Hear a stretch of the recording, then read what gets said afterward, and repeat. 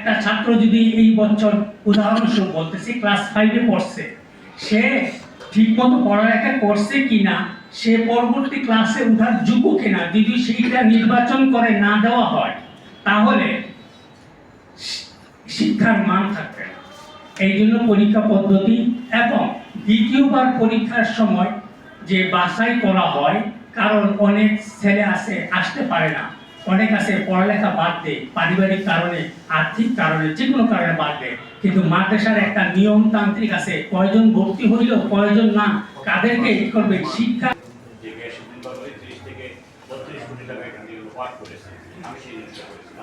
যাই হোক, এখন আপনারা কমপ্লিট করছেন যে মাওলানা আবুল কালাম ও মাওলানা নজির আহমদের বিরুদ্ধে, নজিরুল ইসলামের বিরুদ্ধে।